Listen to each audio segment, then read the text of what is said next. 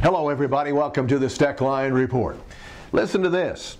If 4 countries drop their price support and input subsidy programs to a level that complied with WTO, not necessarily dropping it completely, just dropping it to comply with WTO, because they are not doing that now, U.S. wheat production would increase by more than 53 million bushels and the price would go up by 30 cents.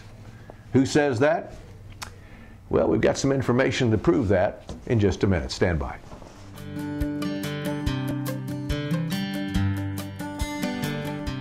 Every father would like to have their son farm with them and grandson and continue to farm. It's kind of a legacy, I guess. And then my dad was a farmer, and then of course then I am and my son. So actually Jackson, would be the 5th generation from my grandfather.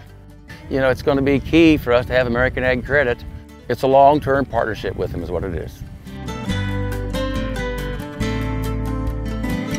Escalating farm subsidies in China, India, Turkey, and Brazil cost U.S. wheat farmers nearly $1 billion in revenue every year, according to a new study by the wheat industry.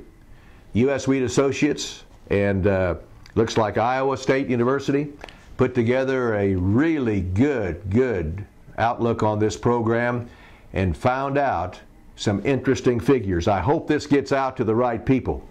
But through these studies, the old perceptions about farm support and trade are clearly wrong, according to the U.S. Wheat Associates President Alan Tracy, who says, today it's the farm subsidies in a few advanced developing countries, not developed countries, that really disrupt normal trade flows and distort world wheat prices.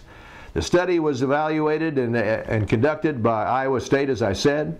Professor Dermot Hayes was in charge, and a couple of his associates, and there isn't any doubt that they have some really great figures that I hope USDA takes to heart.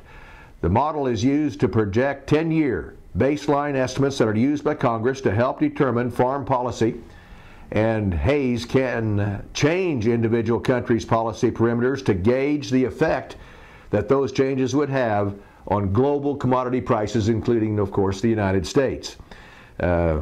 Many studies have attempted to highlight how much money our country and others lose, but this is one of the first to show how foreign policy decisions really affect the price of the United States. And so there isn't any doubt about WTO.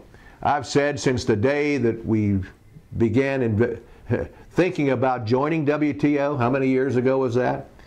Well, I was on the air saying we ought to tell them, bye-bye, do your own WTO stuff and get out of our hair, because that's what they were going to be in, is our hair, and they've done just exactly that for the last, I don't know how many years.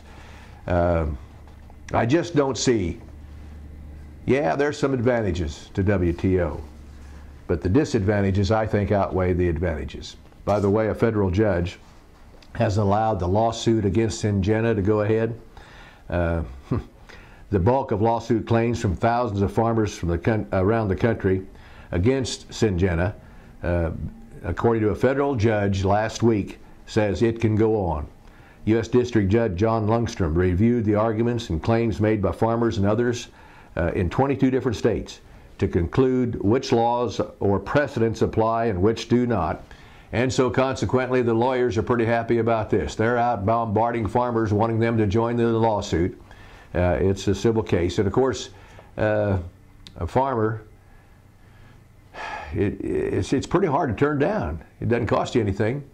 And if you don't join in the lawsuit, and there is a bunch of money that is gained from Syngenta, you won't get anything.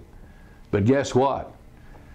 I've joined some of these little civil lawsuits a time or two.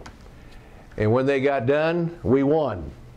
And I just barely had enough money to buy a banana split. So do what you want to do, farmers. See you in the next Steckline Report.